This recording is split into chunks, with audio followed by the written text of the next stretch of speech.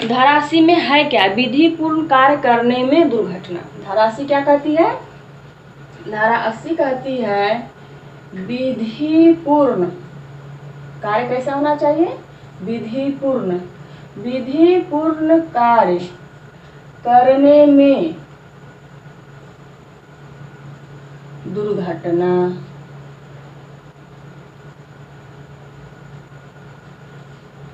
विधि पूर्ण कार्य करने में दुर्घटना। धारा का जो लैंग्वेज है वो है कि कोई बात अपराध नहीं है, कोई बात अपराध नहीं है जो दुर्घटना या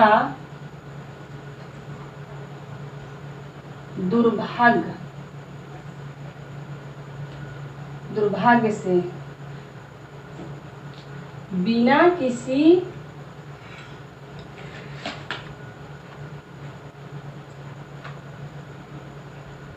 आपराधिक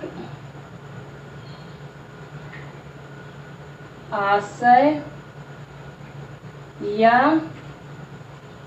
ज्ञान के विधिक प्रकार से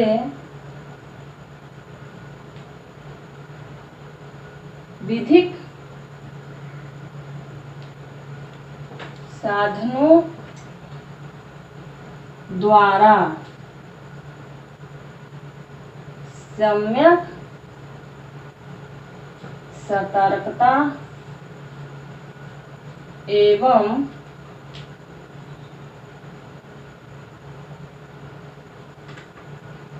सावधानी द्वारा किसी विधिपूर्ण या विधिक क्या हुआ? किसी विधिक कार्य को करने में घटित हो जाती है। यह है आपकी बेयर एक्ट की धारा। बेयर एक्ट में क्या कहा गया है कि कोई बात अपराध नहीं है जो दुर्घटना या दुर्भाग्य से बिना किसी आपराधिक आशय या ज्ञान के विधिक प्रकार से विधिक साधनों द्वारा सम्यक सतर्कता एवं सावधानी द्वारा किसी विधिक कार्य को करने में घटित हो जाती है। मतलब कि धारा 80 का हेडिंग देखिए तो कहता है विधि पूर्ण कार्य करने में दुर्घटना। यानी आपसे पूछा जा सकता है एग्जाम में कि दुर्घटना से संबंधित धारा कौन सी है। क्या पूछा जाता है? दुर्घटना से संबंधित धारा बताइए। एलएलबी का प्रश्न यही है, एलएलबी के लेवल में यही प्रश्न पूछा जाएगा आपसे कि दुर्घटना से संबंधित धारा क्या है। तो आप क्या बताएंगे? दुर्घटना से संबंधित धारा कौन है? दुर्घटना से संबंधित धारा 80 है। दुर्घटना के बारे में जो प्रावधान किया गया वो कहाँ किया गया है? धारा 80 में किया गया है। अब धारा 80 का भाषा लैंग्वेज क्या है? तो कोई बात अपराध नहीं है जो दुर्घटना या दुर्भाग्य से हो जाती है। तो इसका पहला आवश्यकता तो क्या हो गया कि जो दुर्घटना या दुर्भाग्य से हो जाती है। दूसरा आवश्यकता तो क्या हो गया? बिना किसी आपराधिक आशय या ज्ञान के। दूसरा आवश्यकता तो क्या हुआ इसका? जो बिना किसी आपराधिक आशय या ज्ञान के, मतलब कि उस कार्य को करने में आपका जो दुराशय है, गिल्टी माइंड है, वो नहीं होना चाहिए। यानी कि आपका जो आशय होना चाहिए वो क्या होना चाहिए? सद्भावना पूर्वक होना चाहिए। गिल्टी माइंड नहीं होना चाहिए, कोई निगेटिव फीलिंग नहीं होना चाहिए, कोई ईर्ष्या दुश्मनी नहीं होना चाहिए। और तीसरा आवश्यक तत्व है विधिक प्रकार से। क्या है? विधिक प्रकार से। चौथा तत्व है विधिक साधनों द्वारा। चौथा आवश्यक तत्व क्या हो गया इसका? विधिक साधनों द्वारा सम्यक सतर्कता एवं सावधानी द्वारा। उचित सतर्कता भी आप इसको बोल सकते हैं, उचित सतर्कता एवं सावधानी द्वारा करता है। ये हो गया आपका 5वां आवश्यक तत्व। और 6वां हो गया विधिक कार्य को करने में घटित होती है। तो धारा 80 जब हम पढ़ेंगे तो इसमें हमको कम से कम 5 बातें याद होना चाहिए। क्या याद होना चाहिए कि कोई कार्य दुर्घटना कब मानी जाएगी या दुर्भाग्य कब मानी जाएगी, कि हाँ ये काम है दुर्घटना हो गया या दुर्भाग्य हो गया। हम लोग बोलते हैं ना, सामान्य जीवन में बोलते रहते हैं, अरे यार दुर्घटना हो गया, अरे यार वहाँ पे ऐसे हो गया, अरे यार वहाँ पे ऐसा दुर्भाग्यपूर्ण घटना घटित हो गया। गांव में देखिएगा औरतें बोलती हैं, अरे किस्मत से खराब रहा ऐसे हो गया। होता है कोई ऐसी घटना घटित होती है तो लोग औरतें बोलती हैं, आदमी भी बोलते हैं, या फिर हम लोग आए दिन शहर में बोलते हैं हाँ दुर्घटना हो गया। तो दुर्घटना हो गया तो इसकी डिफिनीशन क्या है, इसकी परिभाषा क्या है, आईपीसी में दुर्घटना होने के लिए क्या आवश्यक तत्व है, ये हमको पता होना चाहिए। क्योंकि हम लोग क्या है, एलएलबी और एलएलएम के स्टूडेंट हैं, लॉ के ज्ञाता हैं, तो हमको पता होना चाहिए कि दुर्घटना क्या है और दुर्घटना को कब मानेंगे कि दुर्घटना है, उसकी क्या क्राइटेरिया है। तो उसकी क्राइटेरिया कहाँ दिया गया है, उसका लिमिटेशन कहाँ दिया गया है, धारा 80 में दिया गया है। धारा 80 यही बताती है कि कोई कार्य दुर्घटना है या नहीं है। कैसे आप बताएंगे, तो दुर्घटना होने के लिए क्या है, पहला तो विधिपूर्ण कार्य होना चाहिए। वाक्य हेडिंग में लिखा हुआ विधिपूर्ण कार्य करने में दुर्घटना। तो दुर्घटना के आवश्यक तत्व क्या है वो धारा के अंदर लिखा गया है। इसमें जो है आवश्यक तत्व वो है 6। आप बेयर एक्ट को तोड़ तोड़ के पढ़ेंगे, सारी चीज़ बेयर एक्ट के अंदर होती है। जो बेयर एक्ट की धारा होती है उसकी जो भाषा होती है, अगर आप उसको समझ गए तो आप सब कुछ समझ गए। इसीलिए जो हम अभी यहाँ पे लगाए हैं टिक, आप बेयर एक्ट में ही वैसे ही पॉइंट बना करके लगा लीजिए तो आपको ज़्यादा अच्छे समझ में आ जाएगा बुक में ही। और नहीं तो आप कॉपी में इसको क्या करिए, एक एक पॉइंट को अलग अलग लिखते जाइए। जैसे कि पहला पॉइंट है दुर्घटना या दुर्भाग्य से, दूसरा है आपराधिक आशय और ज्ञान के बिना होना चाहिए। तो दुर्घटना या दुर्भाग्य से कोई काम हुआ है ये जानने के लिए सबसे पहला आवश्यक तत्व है कि आपराधिक आशय और ज्ञान नहीं होना चाहिए। दूसरा आवश्यक तत्व है कि वह कार्य कैसा होना चाहिए, विधिक प्रकार का। उसके बाद चौथा है विधिक साधनों द्वारा होना चाहिए। उसके बाद क्या है, सम्यक सतर्कता एवं सावधानी, यानी उचित सावधानी और सतर्कता के साथ आपने वो काम किया हो, उसके बाद कार्य विधिक होना चाहिए। तो पहला क्या आवश्यकता तो निकला कि आपका जो दुराशय होता है, आपराधिक आशय और ज्ञान होता है वो नहीं होना चाहिए। दूसरा निकला कि आप जो कार्य कर रहे हैं वो विधिक प्रकार का हो। तीसरा निकला कि विधिक साधन द्वारा करें। चौथा निकला कि आप उचित सतर्कता और सावधानी का प्रयोग करें। और अंतिम निकला वो है आपका कार्य कैसा होना चाहिए, विधिक होना चाहिए। अगर आपका कार्य विधिक है, आपने उचित सावधानी के साथ किया है, विधिक तरीके से किया है और कोई गिल्टी माइंड नहीं है, तब उस कार्य को कहा जाएगा कि वो कार्य क्या है, दुर्घटना है। तो एग्जाम में पूछा जाता है दुर्घटना से संबंधित धारा कौन सी है, तो आप बता देंगे कि दुर्घटना से संबंधित धारा 80 है। उसके बाद पूछा जाता है कि दुर्घटना के आवश्यक तत्व क्या है, वैसे कौन कौन से तत्व होना चाहिए तो कोई कार्य दुर्घटना माना जाएगा। तो पहला बता दीजिए, बता देंगे। मान लीजिए कि 4 तत्व उसमें लिखे आएंगे पेपर में, कहेगा कि दुर्घटना के आवश्यक तत्व नहीं है, या इसमें इनमें से कौन सा दुर्घटना के आवश्यक तत्व हैं, ऐसे करके प्रश्न पूछे जा सकते हैं। तो आपको पता होना चाहिए पहला क्या है, दुराशय या गिल्टी माइंड या आपराधिक आशय ज्ञान का अभाव होना चाहिए। कार्य होना चाहिए विधिक प्रकार का और विधिक साधन से होना चाहिए और उचित सतर्कता और सावधानी के साथ होना चाहिए और विधिपूर्ण कार्य होना चाहिए, यानी आपका जो कार्य है, जो काम आप कर रहे हैं वो विधिपूर्ण। तो ये हो जाएगा दुर्घटना। अब हम लोग इसमें एक दृष्टांत देखते हैं। इसमें एक दृष्टांत दिया गया, ये दृष्टांत एग्जाम में जरूर पूछे जाते हैं। ये हो गया, इसको हम मिटा दे रहे हैं। इसकी आवश्यकता तो आप लिख लिए होंगे, अगर नहीं लिखे हैं तो उसको वीडियो को दोबारा सुन के लिख लीजिएगा ताकि आपको समझ में आ जाए। क्योंकि आईपीसी में कोई भी धारा पढ़िए तो उसके आवश्यक तत्व को जानना बहुत जरूरी है। क्योंकि आईपीसी क्या करता है, अपराध को परिभाषित करता है। किसी भी अपराध को परिभाषित करने में क्या होता है, कुछ उसके आवश्यक तत्व होते हैं और उस तत्वों को जान जाएंगे उसके बाद ही आप अच्छे वकील बन सकते हैं या आप अच्छे स्टूडेंट बन सकते हैं। तो इसमें एक दृष्टांत दिया गया है। दृष्टांत क्या कहता है वो देखिए कि कोई व्यक्ति है, मान लीजिए एक क है, कोई व्यक्ति है, ये कुल्हाड़ी से काम कर रहा है। किससे काम कर रहा है? कुल्हाड़ी से। और यहीं पे पास खड़ा एक व्यक्ति है ख। ये सम्यक पुरुष पूरी सावधानी से अपना काम कर रहा है। अचानक इस कुल्हाड़ी का फल जो है वो निकलता है और इस व्यक्ति पे गिरता है और ये व्यक्ति मारा जाता है। इसका क्या हो जाता है? मृत्यु।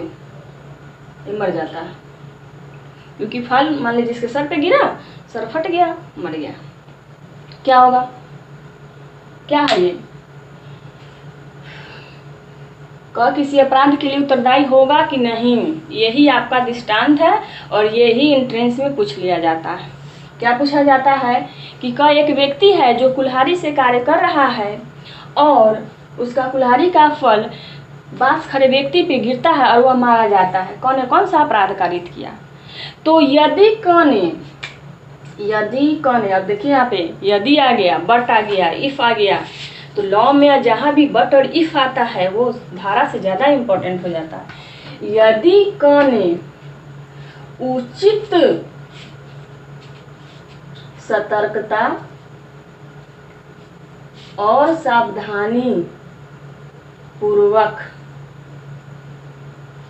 क्या ये? यदि क ने उचित सतर्कता और सावधानी पूर्वक कार्य किया है, यानी क की तरफ से सावधानी का अभाव नहीं है, यानी क ने पूरी सावधानी के साथ उचित सतर्कता के साथ अपना कार्य कर रहा था, तब तो क किसी अपराध के लिए उत्तरदायी नहीं है क्योंकि उसने क्या किया? धारा 80 का पालन किया। क्योंकि कुल्हाड़ी से कोई काम करना गैर कानूनी कार्य थोड़ी ना है। कुल्हाड़ी से तो लकड़ी काटते हैं, कुल्हाड़ी से जंगल साफ करते हैं, कुल्हाड़ी से बहुत सारे काम होते हैं। तो कुल्हाड़ी से काम करना गलत नहीं है, गैर कानूनी नहीं है। तो इसमें हमको देखना पड़ेगा कि कौन ने उचित सतर्कता और सावधानी का प्रयोग किया था कि नहीं। तो आपके दृष्टांत में फंसाने के लिए कभी कभी इस चीज़ को हटा दिया जाता है। ठीक, तो आप इस चीज़ को ध्यान से देंगे। अगर केवल लिखा हुआ है दृष्टांत में कि क जो है उचित सतर्कता और सावधानी का प्रयोग करते हुए कुल्हाड़ी से कार्य करता है और अचानक कुल्हाड़ी का फल निकल करके ख पे जा गिरता है और ख की मृत्यु कारित हो जाती है, तब क किसी अपराध के लिए दोषी नहीं होगा। लेकिन यदि पाया जाता है कि क ने उचित सतर्कता और सावधानी का प्रयोग नहीं किया था, तब क्या होगा? क उत्तरदायी हो जाएगा। ये आपका दृष्टांत था। अब हम लोग इसमें पढ़े हैं विधिपूर्ण कार्य करने में दुर्घटना या दुर्भाग्य। तो हम लोग इसमें एक तत्व पढ़े थे कि कार्य दुर्घटना या दुर्भाग्य। दुर्घटना और दुर्भाग्य में अंतर क्या है, थोड़ा सा इसको जान लीजिए। ये एलएलएम वाले बच्चों से अपेक्षा की जाती है कि वो जाने कि दुर्घटना और दुर्भाग्य में क्या अंतर है। एग्जाम में कभी कभी पूछ लिया जाता है कि दुर्घटना और दुर्भाग्य में अंतर क्या है। तो आप देखिए कि दुर्घटना और दुर्भाग्य होता क्या है। एक तरफ है दुर्घटना, दूसरा तरफ है दुर्भाग्य। दोनों में अंतर क्या है? ये क्या है? दुर्घटना है, ये क्या है? दुर्भाग्य है। दुर्घटना क्या होता है? तो दुर्घटना हम लोग धारा 80 में अभी पढ़ रहे हैं कि दुर्घटना क्या होता है। इसमें गिल्टी माइंड नहीं होना चाहिए, जो काम होना चाहिए विधिपूर्ण प्रकार का होना चाहिए, विधिपूर्ण साधन से होना चाहिए, उचित सतर्कता और सावधानी से होना चाहिए, और जो काम भी होना चाहिए कैसा होना चाहिए? विधिक होना चाहिए। ठीक है। दुर्घटना के एग्जाम्पल में मान लीजिए आप कि कोई एक समूह है, व्यक्तियों का झुंड है। मान लीजिए कि आप हैं और ये आपका दोस्त क और ख दोनों मित्र हैं। ये दोनों मित्र कहाँ गए? जंगल में गए। क्या करने गए? जंगली चूहा मारने गए। क्या मारने गए? जंगली चूहा मारने गए। जब ये जंगली चूहा मारने गए तो जंगली चूहा को मारने के लिए हम लोग जाल बिछाएंगे सबसे पहले। तो ये लोग गए जंगल में, जाल बिछा दिए। उसके बाद अपना पोजीशन ले लिए, अपना छिप गए, जहाँ इनको छिपना था पोजीशन लेकर के अपना स्थिति सेट कर लिए। कुछ देर बाद इनको सरसराहट की आवाज़ होती है यहाँ पे, और जो क नामक व्यक्ति है गोली चलाता है। क्या कर दिया? इसने गोली चला दिया। गोली जो थी इसको लगा क को सरसराहट की आवाज़ पे कि कोई जंगली चूहा बाहर चला आया है, और ये गोली चला दिया। ये गोली जा कर के किसको लग गई? ख को। ये क्या है? देखिए, ख मारा गया।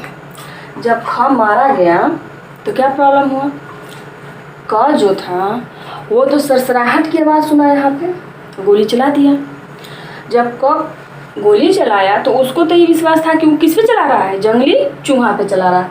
लेकिन गोली जाके किसको लग गई? ख को, और ख मारा गया। तो इसमें क्या होगा? क किसी अपराध के लिए दोषी होगा? नहीं, क किसी अपराध के लिए दोषी नहीं होगा। क्यों दोषी नहीं होगा? क्योंकि क जो है इस विश्वास में कि वो जंगली चूहा मार रहा है, गोली चलाता है। और जंगली चूहा का शिकार करना विधि के अंतर्गत अपराध नहीं है, इसीलिए क किसी अपराध का दोषी नहीं है। क ने कोई अपराध नहीं किया है। तो ये है इसका एक उदाहरण है। अगर ये उदाहरण भी कभी कभी पूछ लिया जाता है, उदाहरण लिख करके पूछ लिया जाएगा कि क और ख हैं जो दोनों दोस्त हैं, जंगली चूहा मारने के लिए जंगल में जाते हैं और दोनों जाल बिछा करके अपना स्थान ले लेते हैं, और क जो है सरसराहट की आवाज़ सुनता है और गोली चला देता है, और वह गोली कहाँ जाता है? ख को लग जाती है। तो क्या ख ने कोई अपराध किया? नहीं, ख ने कोई अपराध नहीं किया, क्योंकि ये कार्य क्या था? विशुद्ध दुर्घटना था। जो क का कार्य था क्या था? दुर्घटना। वो कार्य कैसे हो गई थी? दुर्घटना बस हो गई थी, इसी को दुर्घटना बोलते हैं। अब दुर्भाग्य क्या है, इसको समझते हैं कि दुर्भाग्य क्या है। मान लीजिए कोई ए और बी दो कार है, ये दोनों विपरीत दिशा में भाग रहे हैं। एक इधर भाग रहा है, एक इधर भाग रहा है, ठीक है। दोनों विपरीत दिशा में जा रहे हैं, रोड एक ही है, ये एक ही रोड पे चल रहे हैं। ये आपस में टकरा गए। क्या हुआ? इस रोड पे आपस में ये दोनों टकरा गए। अब क्या हुआ? रोड पे आप अचानक देखते हैं ना कि एक दाहिने से गाड़ी आ रही थी, एक बाएं से आ रही थी गाड़ी, दोनों टकरा गई। तो ये क्या है? ये दुर्भाग्यपूर्ण घटना है। क्या है ये? दुर्भाग्यपूर्ण घटना है, क्योंकि आपका जाने का दिशा निर्धारित था दाहिने से, उसका जाने का दिशा निर्धारित था बाएं से, और वह अपने दिशा से जा रहा था और आप अपने दिशा से जा रहे थे। दोनों अपने अपने दिशा में सही थे और सही ढंग से जा रहे थे, और अचानक दोनों कारें टकरा गई, या दो बाइक हो सकता है, आपस में टकरा गई। तो ये दुर्भाग्यपूर्ण मामला है, ठीक है, समझ में आया? तो दुर्घटना और दुर्भाग्य में अंतर क्या है? तो दुर्घटना में क्या होता है कि क्षति हमेशा दूसरे व्यक्ति की होती है। क्षति जो होता है ये अन्य व्यक्ति होता है, अन्य व्यक्ति। अन्य व्यक्ति क्या होता है? यहाँ पे क्षतिग्रस्त होगा। तो दुर्घटना में जो क्षति होता है वो अन्य व्यक्ति को होता है, यानी क्षतिग्रस्त जो होता है वो कोई अन्य व्यक्ति होता है। जबकि दुर्भाग्य में क्या होता है कि दोनों व्यक्ति ए और बी दोनों का क्षतिकर्ता भी, ये क्या है, मान लीजिए कोई क्षति करता है, कोई एक तो थोड़ा सा गलती जरूर किया होगा। हो सकता है कि कोई जो बाएं से चल रहा है वो दाहिने से निकलने की कोशिश किया होगा, या ओवर क्रॉस किया होगा, या हो सकता है कि कहते हैं कभी कभी कि गाड़ी जा रही थी और दोनों आपस में तेजी में एक दूसरे से तेजी करने के होड़ में लगे थे कि हम उससे आगे निकल जाए, हम उससे आगे निकल जाए, और इसी कंपटीशन में क्या हो जाता है? आपस में टकरा जाते हैं। तो क्या हो गया? मान लीजिए ये क्षतिकर्ता हो गया, तो यहाँ पे क्षतिकर्ता हो गया, ये क्षतिग्रस्त हो गए, क्योंकि इसके कार्य से क्षतिग्रस्त हो गया। वो मान लीजिए आप बाइक चला रहे हैं और आप सोच रहे हैं एकदम हम सबसे आगे निकल जाए, और आप क्या करते हैं?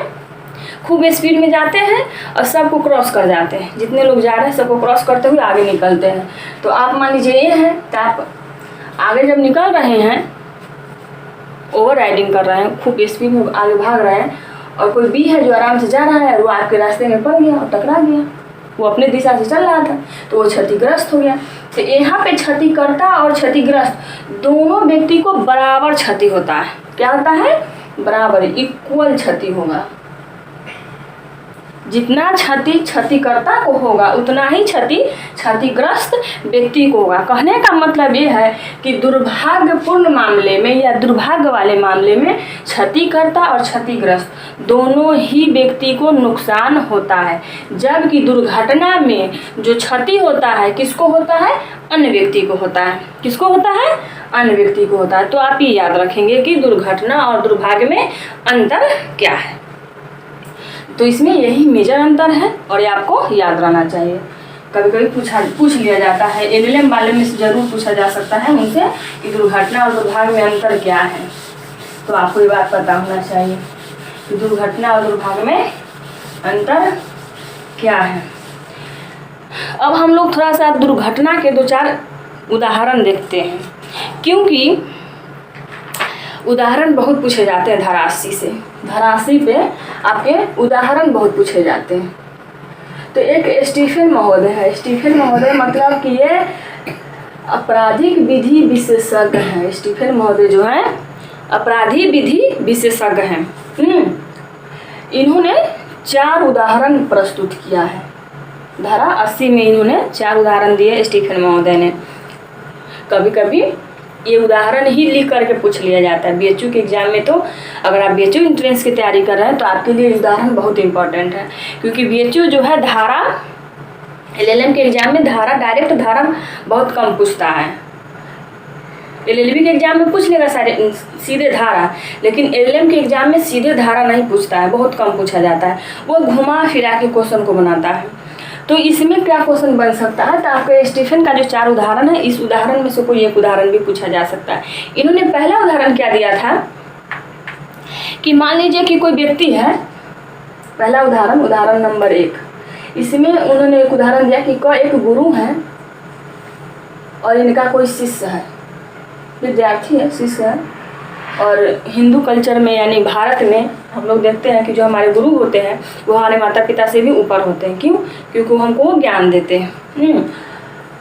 देखिए, तो यहाँ पे जो गुरु है शिष्य को मार पीट भी सकते हैं। आज मॉडर्न सोसाइटी में मारना मना हो गया है, लेकिन पहले जब हम लोग छोटे थे तो हम लोग के टीचर बहुत पीटा करते थे डंडे से। कभी मुर्गा बना देते थे, कभी कुछ करते थे, होता था। आप लोग के साथ भी हुआ होगा। तो इसमें क्या होता था कि याद होगा कि टीचर जब मारते हैं तो बच्चा क्या करता है? हाथ छिपा लेगा या तो दूर हट जाएगा, गुरुजी का डंडा खाली चला जाएगा। ये सब काम हम लोग बहुत करते थे, आप भी किए होंगे। तो मान लीजिए गुरु है और ये इनका शिष्य है। इस शिष्य को क्या करते हैं कि उचित सावधानी और सतर्कता से, देखिए धारा 80 में जो सबसे इम्पोर्टेंट है वो है उचित सावधानी। उचित बहुत ज़रूरी है। इसमें उचित सावधानी भी होना चाहिए और उचित सतर्कता भी होना चाहिए। ठीक है, ये बहुत इम्पोर्टेंट है। अगर सारा आवश्यक तत्व है लेकिन यदि इसका लोप हो गया, उचित सावधानी और सतर्कता का, तो वो अपराध कंप्लीट मान लिया जाएगा।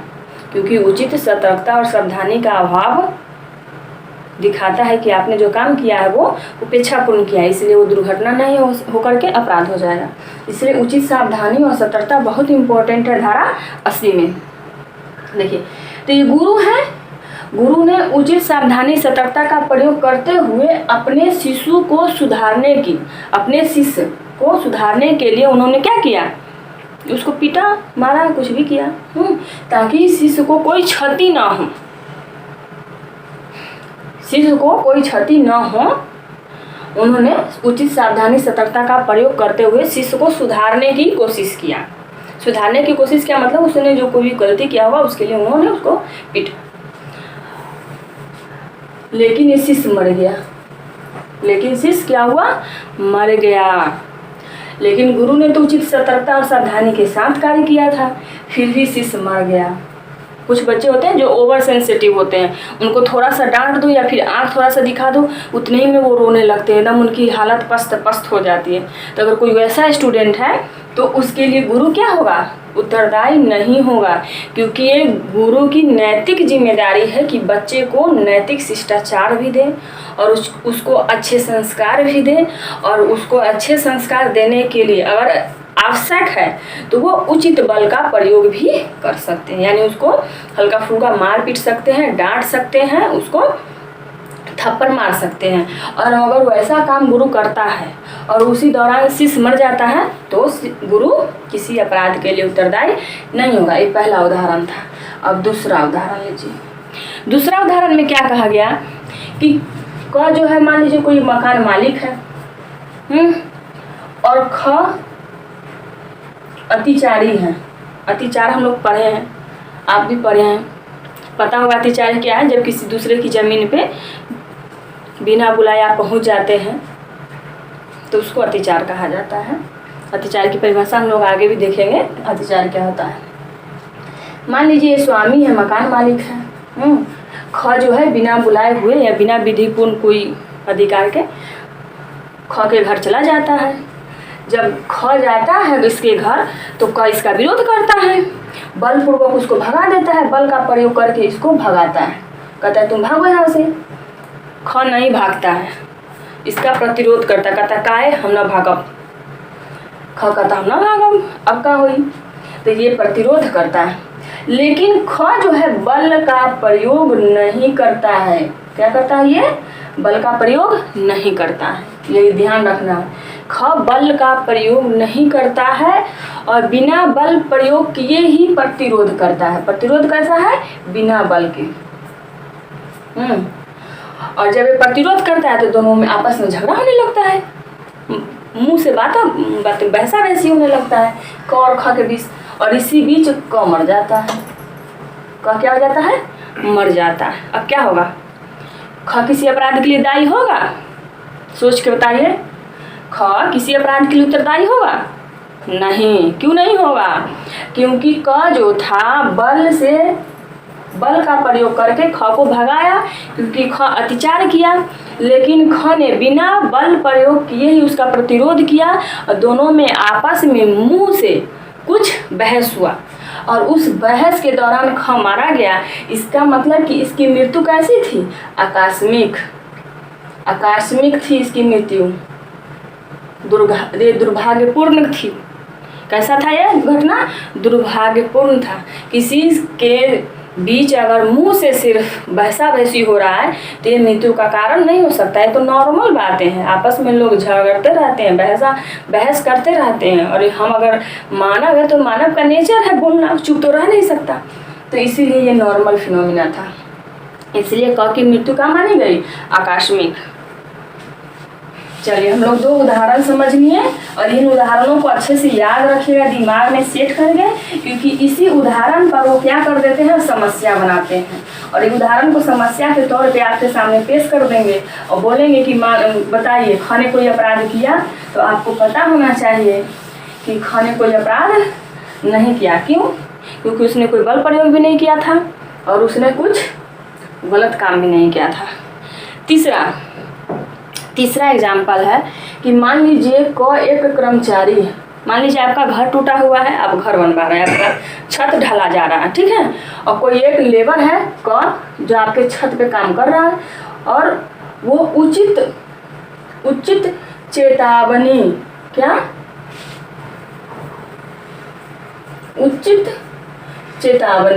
देता है? ये उचित चेतावनी देते हुए छत पर से कोई सामान फेंकता है या बर्फ फेंकता है।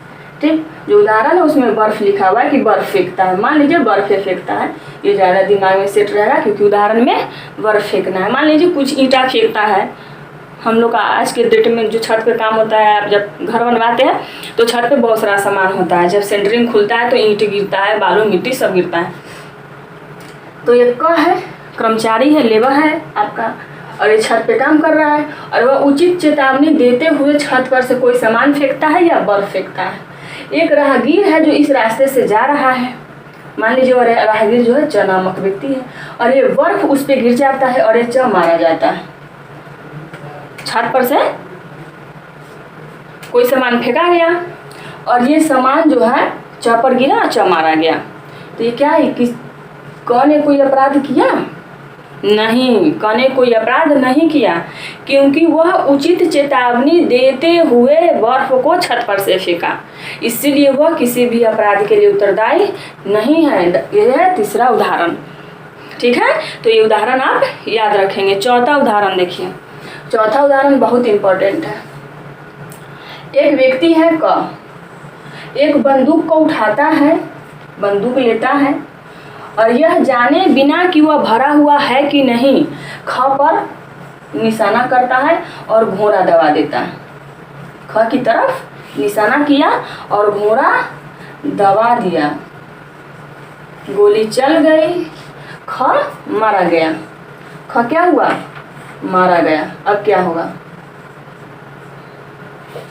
क है, मान लीजिए आप ही हैं, आपने कोई बंदूक उठाया और बिना सोचे समझे कि उसमें गोली भरा है कि नहीं भरा है, न देखे भी, आपने चेक भी नहीं किया कि उसमें गोली है कि नहीं है, और आपने ख की तरफ निशाना साधा और आपने घोड़ा दबा दिया और वो गोली भरी हुई थी, बंदूक भरा हुआ था, उसमें गोली था और बंदूक चल गई, गोली चल गई और एक ख मारा गया।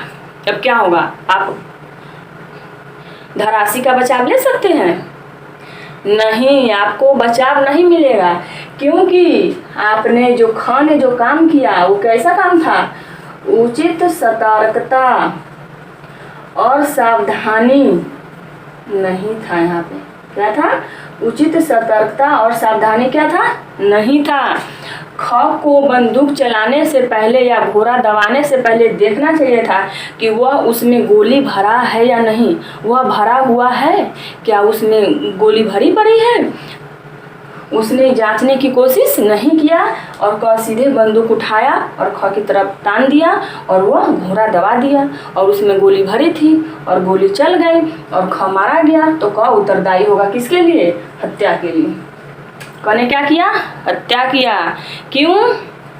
क्योंकि उसने उचित सतर्कता और सावधानी का प्रयोग नहीं किया। अगर वह उचित सतर्कता और सावधानी का प्रयोग करता तो उसको पता होता कि जो बंदूक है वो भरा हुआ है और उसको नहीं चलाना चाहिए। ठीक है, तो ये 4 उदाहरण है, ये बहुत इम्पोर्टेंट उदाहरण है, इसको अच्छे से लिख लीजिएगा, वीडियो 2 बार सुन के लिख लीजिएगा, 2 बार सुन करके इसको समझ लीजिएगा, याद कर लीजिएगा, ये बहुत इम्पोर्टेंट है।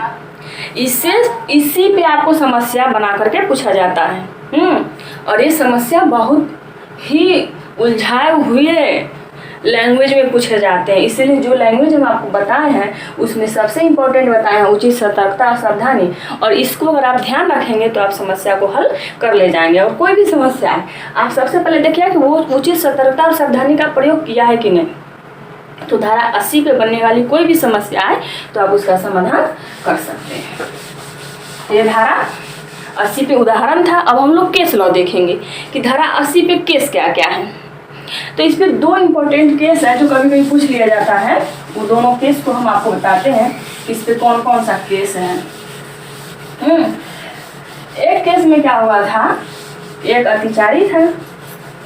अतिचारी मतलब मान लीजिए गृह स्वामी है और किसी को उसने बुलाया नहीं है, कोई व्यक्ति उसके घर आ जाता है और उसको वहां से वो कहता है कि भाग जाओ। क्या है? क जो है स्वामी है, ख जो है अतिचारी है। ये अत्याचार कर रहा है यहाँ जाके। क कहता है कि तुम भाग जाओ, ख नहीं भागता है। क क्या करता है? लात मार देता है। क्या मारता है? लात मारता है। ये जैसी लात मारा इसकी मृत्यु हो गई। इतना जोरदार लात मार दिया कि ये ख मारा गया। अब बताइए इसने कोई अपराध किया? क्योंकि अगर ख अतिचारी है तो हमारी सभ्यता और संस्कृति और विधि दोनों में से कोई भी ऐलान नहीं करती है कि कोई भी व्यक्ति जो अतिचारी है आपके घर में आ गया है आपकी परमिशन के बिना, उसको आप लात मार के भगाएं। हैं? इसलिए क्योंकि वो लात मार के भगाया, इसलिए वो क्या हो गया? धारा 80 का लाभ नहीं ले सकता है, क्योंकि लात मार करके भगाना कोई विधिपूर्ण ढंग नहीं है।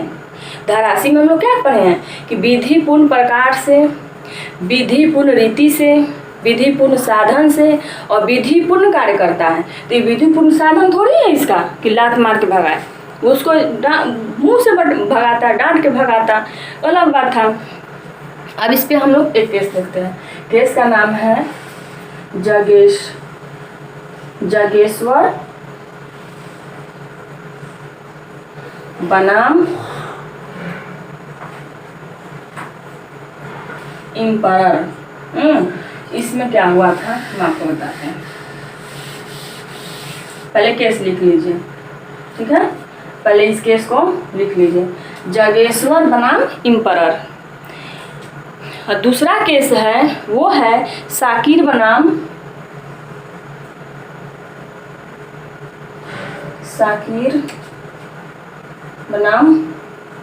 क्राउन का केस है। ठीक है, साकिर खान का केस है, ये साकिर खान बनाम क्राउन। ये दो इंपॉर्टेंट केस है आपके इस पे, धारा 80 पे, जो आपको याद रखना चाहिए। केस तो और भी हैं, लेकिन आपको ये दो केस हैं जिसका दृष्टांत डाल करके बार बार पूछा गया है। जागेश्वर बनाम इम्परर, इसमें क्या हुआ था कि दो व्यक्ति आपस में झगड़ रहे थे। मान लीजिए क और ख है, ये ख है, ये क है। ये क्या कर रहा है, ख को मार रहा है, घूंसा से मार रहा है, ख को मार रहा है। इतने में क्या होता है, जब ये मार खा रहा है क, तो इसकी पत्नी है और उसके गोद में 2 माह का बच्चा, और उस बच्चे को कंधा पे लिए हुए पत्नी इसको बचाने के लिए इसमें बीच बचाव करती है, और जो क है उस पत्नी पे हमला कर देता है, पत्नी को भी घुसा मारता है। जब वो पत्नी को घुसा मारता है तो घुसा पत्नी को न लग करके ये 2 माह के बच्चे को लग जाता है। किसको लग जाता है, 2 माह के बच्चे को लग जाता है, और बच्चा मारा जाता है। क्या उसको धारा 80 का लाभ मिलेगा? नहीं मिलेगा, क्योंकि जो वो काम कर रहा है विधिपूर्ण काम नहीं कर रहा है। एक दूसरे से झगड़ा करना विधिपूर्ण कार्य है? नहीं है, इसलिए इसको वो लाभ नहीं प्राप्त होगा। ठीक है, तो यह है जागेश्वर बनाम इम्परर का केस। एक केस इसमें और है, वो है साकिर खान बनाम क्राउन का।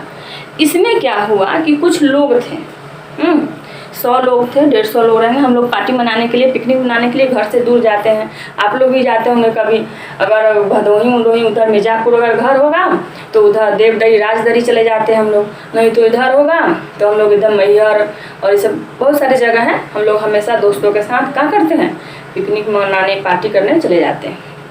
तो इस साकिर में भी क्या हुआ था, लगभग 100 लोग थे, 100-150 लोग रहे होंगे। ये लोग पार्टी मनाने जाते हैं। पार्टी मनाने जब जाते हैं लोग, तो एक पार्टी करने जाते हैं तो वहाँ पे एक सूकर जानवर होता है। इस सूकर जानवर का शिकार करने जाते हैं। किसका शिकार करने जाते हैं? सूकर जानवर का शिकार करने जाते हैं, पूरे झुंड में। सूकर जानवर है, इसका शिकार करने गए। इसमें सूकर का जो नर जान होता है, एक व्यक्ति पर हमला कर देता है। मान लीजिए ख है, इस ख नामक व्यक्ति पे जो नर सूकर है हमला कर दिया, और ये ख ने आत्म प्रतिरक्षा में नर सूकर पे गोली चला दिया। ये जो ख था क्या किया, नर सूकर पर गोली चला देता है, लेकिन निशाना चूक जाता है। गोली सूकर को न लग करके पार्टी के ही किसी अन्य व्यक्ति को लग जाता है। मान लीजिए कि वो गर को लग गया, निशाना चूक गया और दूसरे व्यक्ति को लग गया। अब क्या हो गया, जब इसको लगा तो ये मर गया, क्योंकि गोली लग गया तो मरेगा ही, ये मारा गया तो क्या होगा, अब इसका क्या है, धारा 80 का लाभ ले सकता है। यस, धारा 80 का लाभ इसको मिलेगा, क्योंकि वह काम जो कर रहा था किस परिस्थिति में कर रहा था, आत्मरक्षा में। क्योंकि नर सूकर ने उस पर क्या किया था, प्राणघातक हमला किया था, और उस अपने आप को बचाने के लिए ख ने क्या किया, इस नर सूकर पे गोली चलाया, लेकिन गोली का निशाना चूक गया और पार्टी के अन्य सदस्य को लग गया और वो पार्टी का सदस्य मारा गया। तो जो ख है उसने कोई अपराध नहीं किया। ठीक है, ये आप याद रखेंगे। ये है 2 केस। इसमें एक दृष्टांत और है जो बहुत इम्पोर्टेंट है, जो आपको जानना चाहिए, वो भी कभी पूछा गया है। वो गुरु का है। देखिए, मान लीजिए जो एक गुरु है क क्या है, गुरु है। ये ख को क्या करते हैं, ख एक स्टूडेंट है हम लोग जैसा, जो थोड़ा सा बदमाश नेचर का है। गुरु इसको बार बार वार्निंग देते हैं कि तुम सावधान रहो, सही से रहो, लेकिन ये बात नहीं मानता है। इसको बेत की सजा दे दी जाती है। बेत की सजा देते हैं गुरुजी, और जब इसको बेत मारा जाता है ये हाथ छिपा लेता है। ये हम लोग का सामान्य नेचर है, आप भी किए होंगे। जब टीचर मारता है तो सर जी छोड़ दीजिए, हाथ पीछे खींच लिए, तो क्या हुआ, डंडा उनका खाली हो गया। वैसे ये लड़का था, ये जब सर इसको बेत मार रहे थे तो इसने हाथ पीछे खींच लिया। क्या हुआ, ये बेत ख के बजाय ग को लग गई। किसको लग गई? ग को। जो इसका बगल में बैठा हुआ इसका दोस्त विद्यार्थी था, ग को लग गई और इसकी एक आंख की रोशनी चली गई। कहाँ चली गई? एक आंख की रोशनी हमेशा के लिए ख़त्म हो गई, क्योंकि बेत जो था उसकी आंख पे लग गया। तो जब इसके आंख पे लगा तो एक आंख की रोशनी ख़त्म हो गई। तो अब क्या होगा? गुरुजी किसी अपराध के लिए उत्तरदायी होंगे?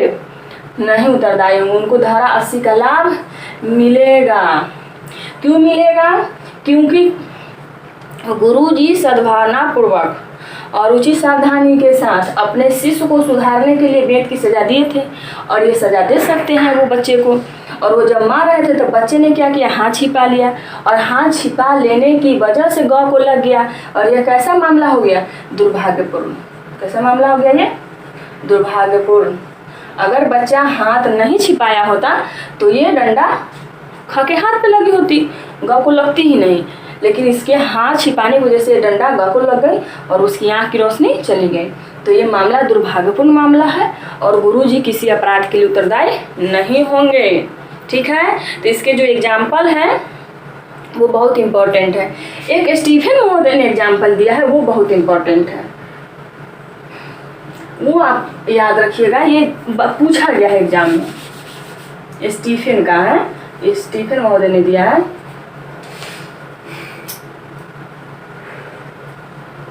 स्टीफन महोदय ने दिया है, वो कहा है कि एक पॉकेट मार है, ये बहुत लीडिंग है, याद रखिएगा, ये भी पूछा जाता है। एक पॉकेट मार है,